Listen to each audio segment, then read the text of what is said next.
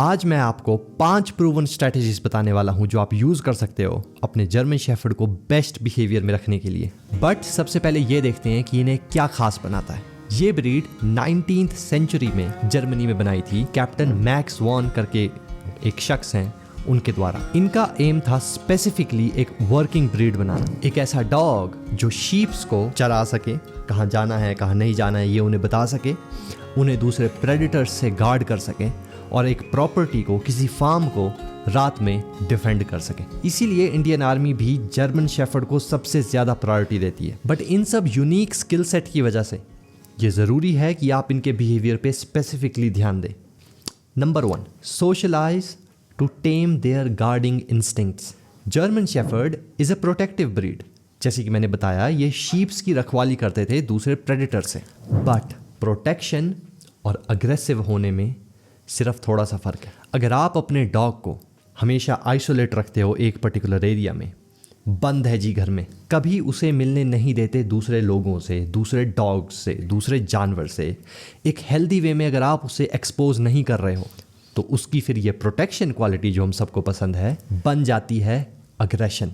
और वो अपनी जगह पे सही है क्योंकि वो आपको प्रोटेक्ट करना चाहते हैं, लेकिन उन्हें ये बेसिक अंडरस्टैंडिंग देना, एक हेल्दी सोशल एक्सपीरियंस देना आपकी ड्यूटी है, ताकि उन्हें पता चले कि कब प्रोटेक्ट करना है और कब सिचुएशन नॉर्मल है तो कोई दिक्कत वाली बात नहीं है। Here's a leadership tip, socialisation हमेशा हेल्दी होनी चाहिए। अनहेल्दी इंटरैक्शंस को सोशलाइजेशन नहीं कहते। अगर दूसरे डॉग्स, दूसरे लोग आपके जर्मन शेफर्ड पपी को या फिर आपके अडल्ट डॉग को बुली कर रहे हैं in the name of socialisation, then वो फिर आपको आगे जाके बहुत बड़ी प्रॉब्लम क्रिएट करेगा और ये जो बेनिफिट्स मैंने आपको बताए आपको नहीं मिलेंगे। Number 2, train with purpose. Herding breeds की सबसे बेस्ट बात क्या है कि ये बने हैं आपको सुनने के लिए। इसीलिए ये कोई भी कमांड आप इन्हें सिखाओ फट से सीख जाते हैं। और मैं ये नहीं बोल रहा हूँ कि दूसरे डॉग्स नहीं सीख सकते। आई एम श्योर कि अगर आप एक ऐसे मिशन पे जाओ कि मैं अपने बीगल को सिखाऊंगा कि जब मैं ऐसे कमांड दूँ ये अटैक करे, आई एम श्योर आप वो अकम्प्लिश कर लोगे। बट जर्मन शेफर्ड्स के पूर्वज यही काम करते आए हैं। फार्म पे जब इन्हें, जो फार्मर के पास ये होते थे, उन्हें आवाज़ दी जाती थी कि इस तरफ से जाओ शीप्स को पकड़ने या दूसरी तरफ से जाओ, या अब शीप्स के पीछे नहीं भागना है, अब वापस आ जाओ, ये उस काम को बहुत अच्छी तरह से करते थे। Good job, Zoe. तो अपने जर्मन शेफर्ड को बेसिक ओबीडियंस सिखाना और उसे परफेक्ट करना is a complete game changer, क्योंकि ये यही काम करने के लिए बने हैं। दूसरी तरफ लेट्स से अगर आपके पास कंगल्स हैं तो ओबीडियंस ट्रेनिंग उनके साथ इतनी ज़्यादा इफेक्टिव नहीं होगी। वो प्योर प्रोटेक्टर्स हैं। अगर वो किसी जानवर को देख लेंगे आपकी टेरिटरी में आते हुए तो फिर आप जो भी बोलो उन्हें फ़र्क नहीं पड़ेगा। और मैं ऐसे नहीं बोल रहा हूँ कि उन्हें नहीं सुनना चाहिए या वो नहीं सुनते हैं, ऑफकोर्स उन्हें भी सुनना चाहिए।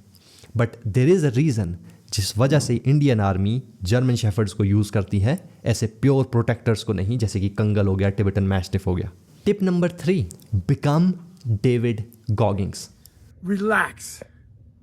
Just relax. Can you find your balls?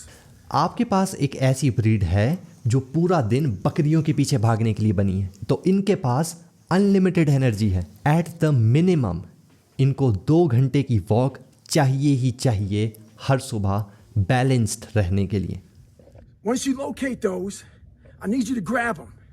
मत कंप्लेंट करो कि आपका डॉग भौंकता ही रहता है, जो भी घर आते हैं उनके ऊपर जंप करता है, घर से भाग जाता है, सामान तोड़ देता है घर का। अगर आप अपने डॉग के साथ हर सुबह डेविड गॉगिंग्स मोड पे नहीं जाते हो। After you grab them, I need you to go find some shoes. If you got some shoes, you can go walk. You can go run. Here's a leadership tip. There is nothing more beautiful than responsibility. Love is not even beautiful than responsibility. वो किस तरह का प्यार है जब आप उस dog को वो नहीं दे सकते जो उसे चाहिए। Tip number 4, set unbreakable rules, चाहे आपको उनकी ज़रूरत नहीं भी है। German shepherd is one of my favourite breed. सबसे अच्छी बात मुझे क्या लगती है इनकी, दैट ये दिखते अलग हैं, ये भागते अलग हैं, ये चलते अलग हैं, बड़े होते हैं साइज़ में, इनका ऑरा अलग है। एक चीज़ अगर मैं आपको बताऊं जो आपके रिलेशनशिप को अपने जर्मन शेफर्ड के साथ 50x इम्प्रूव करेगा, वो है सेट रूल्स। मुझे नहीं फ़र्क पड़ता आप कौन से रूल सेट कर रहे हो। It could be as simple as कि खाने की डिमांड नहीं करनी है, राइट, कि हम खाना खा रहे होते हैं और डॉग साथ आगे बैठ जाता है, वो नहीं करना है। रूल हो सकता है कि जब हम घर आते हैं तो हमारे ऊपर जंप नहीं करना है।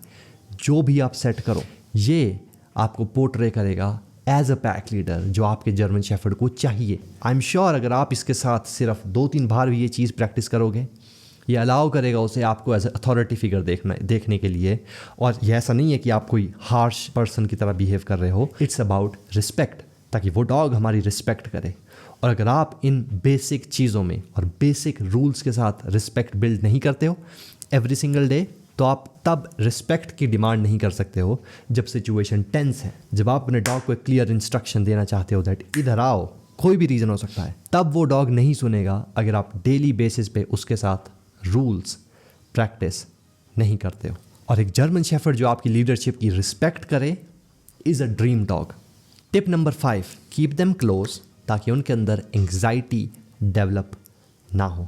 ये है जर्मन शेफर्ड के दिल की बात। वो आपके साथ चिपके हुए रहना चाहते हैं क्योंकि ये बने हैं आपके साथ काम करने के लिए। ये पोमेरेनियंस की तरह नहीं है जो किसी काम के नहीं होते। इन्हें क्या चीज़ सबसे ज़्यादा नापसंद है वो है अकेले रहना। आई डोंट नो इंडियंस को क्या ऑब्सेशन है डॉग्स को बांधने की। ओ बाहर इसे बांध दो, ओ इसे किसी कोने में बांध दो। वाई?